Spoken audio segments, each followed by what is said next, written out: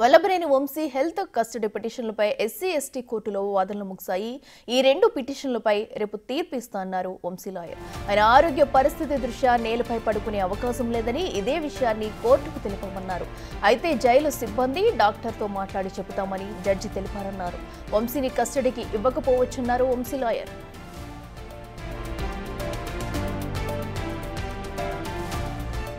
Custody గురించి ఏమైందంటే ఇప్పుడు కస్టడీ మనం బాగా ఆలోచించాలి. ఇదేం అంతర్జాతీయ నేరం కాదు, లేకపోతే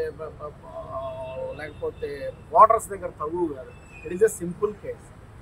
ఎంత సింపుల్ కేస్ అంటే there is no matter material metal at all. It is a toothless nailless nerveless case. అంత మించి ఏమీ లేదు దీంట్లో. అంటే ఇప్పుడు 10/2/2025 తారీఖున అతను వచ్చి కోర్టులో స్టేట్మెంట్ జడ్జిమెంట్ ఇచ్చిన తర్వాత వంశీ గారికి ఈ కేసుకి అసలు ఎస్సీ ఎస్టీ కేసుకి సంబంధం లేదు, నేను కంప్లైంట్ ఇవ్వలేదని చెప్పిన తర్వాత 11వ తారీఖున 4 తెలుగుదేశం కార్యకర్తలు తీసుకొచ్చేసి కేసు రిజిస్టర్ చేయించారు. ఎవరి మీద?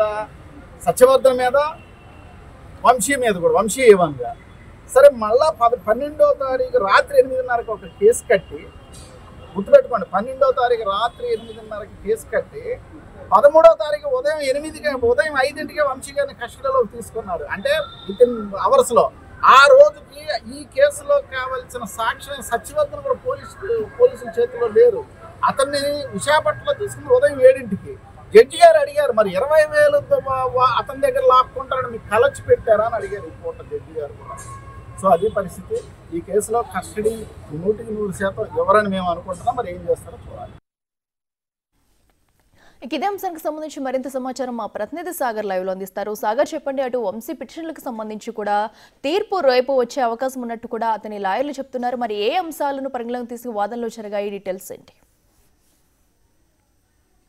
అఖిల, వంశీకి సంబంధించి మొత్తం 2 పిటిషన్లు విజయవాడ కోర్టులో నమోదయ్యని చెప్పుకోవచ్చు. ఒకటి వంశీ హెల్త్ కి సంబంధించిన పిటిషన్, మరొకటి పోలీసులు దాఖలు చేసినటువంటి కస్టడీ పిటిషన్. అయితే ఈ 2 పిటిషన్ల మీద కూడా తమ లాయర్లతో వాదనలు వినిపించారని చెప్పుకోవచ్చు. వంశీ తరపున న్యాయవాది లాయర్ చిరంజీవి ఇప్పటికే తన వాదనలు వినిపించడం జరిగింది. అయితే ఇక్కడ చూసుకుంటే కనుక వంశీకి గతంలో అనారోగ్య పరిస్థితి ఉంది కాబట్టి, కింద పడుకుని లేచే పరిస్థితి లేదు కాబట్టి కోర్టు వారి అనుమతితో సుమారుగా 2 అడుగుల తగ్గకుండా చెక్క మంచం ఒకటి ఏర్పాటు చేయాలని లాయర్ వంశీ తరపున న్యాయవాదులు కోరారు. అట్లాగే వంశీ భద్రత విషయంలో కూడా జైలర్ ఇప్పటికే న్యాయమూర్తికి చెప్పడం జరిగింది. ప్రత్యేక బ్యారక్ లో వంశీని ఉంచడం జరిగింది. వంశీ గదిలో ఎటువంటి సీసీ కెమెరా లేదు. అతని వ్యక్తిగత స్వేచ్ఛకు భంగం కలిగేలా ఏ విధమైన ఏర్పాట్లు జైల్లో కలగలేదంటూ కూడా జైలర్ న్యాయమూర్తికి చెప్పినట్లుగా కూడా మనకి సమాచారం అందుతుంది. దాంతోపాటు జైల్లో గంజాయి, ఇతర నేరస్తులు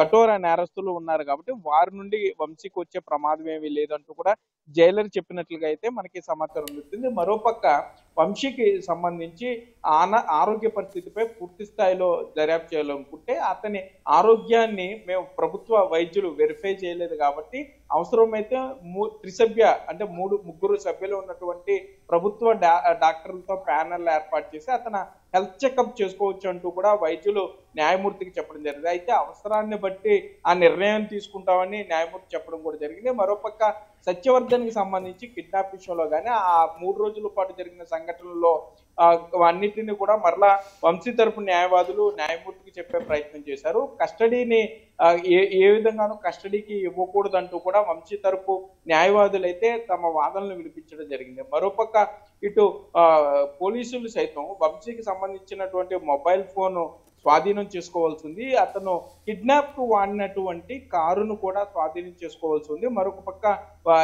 సీన్ రీకన్స్ట్రక్షన్ చేయాలి.